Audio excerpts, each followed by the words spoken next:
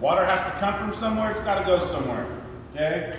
You have a check valve that's always trying to open, or close, I'm sorry, and an air inlet that's always trying to open to atmosphere. Remove your canopy. Flush your test cocks. Don't worry, trained professional, I got you. I got one yesterday. You got me. That's Square. Right. I told you your bleed out valve arrangement, it's a compensation tool for a number one shutoff valve leak, but for the PVB, put it on the number one test cock and leave it there. Just leave it there, it just hangs out for this part of the test. Okay? High side hose, because first thing we're gonna do is our air inlet opening point. We put our hose where we're testing. So it's gonna go up here on top because the air inlet's up here on top. When we move to the check valve's down here, and then we'll move the hose for the second part of the test. So remember that. First test is the air inlet. We're testing up here on top. All right. So, learn your terms. Opening points, holding points. These were holding points, where we hold pressure in our gauge, okay? This one's going to be an opening point. Anytime we're going for an opening point, we have to release pressure from our gauge, okay? Opening points are releasing pressure from our gauge. Holding points are holding pressure in our gauge, so you're technically releasing pressure somewhere else. Like on these, it was from our test cock, right? Okay, so opening point first. Let's charge our gauge. Make sure everything was off first. Bleed in the air because we just charged up our gauge. Shut the number two shutoff valve off first. Same concept. If we shut the number one off first and somebody has a hose bib open or spring, whatever, we could have just lost pressure in there, and you want to be in control. This is another one of those elevate and isolate situations. Elevate your gauge, the center line here, your critical level, to where you're testing. So right now I'm up here. So elevate and now isolate. Isolating, we're isolating the water in the backflow in our gauge. Opening points, I told you we're releasing pressure from our gauge. So to get an air inlet opening point, real simple. I can only release pressure from one place on this while I have this hooked up like this. I only have one hose on. This doesn't do anything because I can't send water anywhere right now. I can only release pressure from my high side bleed. That's it. Opening up low side bleed does nothing.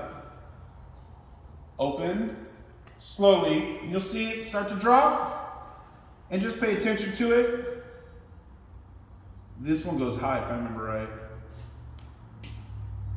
Should be right about now, yep. 10 point, it was actually 10.1. If you've seen closely on this, the needle started to drop. Right where it started to drop was the opening point, and then it held, and then it kept going. You'll get to learn your gauges as you go on.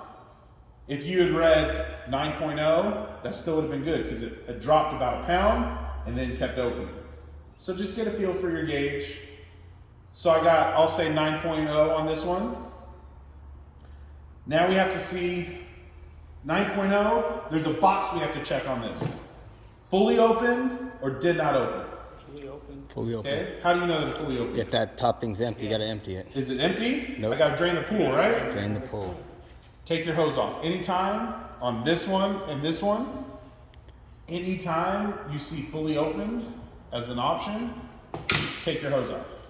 Let it drain off, because out in the field, even if there's water in here a little bit, this thing could be partially stuck, and you just want to make sure that it's not. Reason why, when it gets partially stuck, you're probably gonna have to repair it, because there's no guarantee that in a few months that it's gonna be working. It's probably gonna be completely stuck.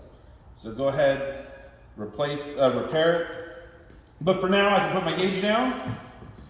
9.0, fully open, because now it's stopped, and I can see that it's fully open.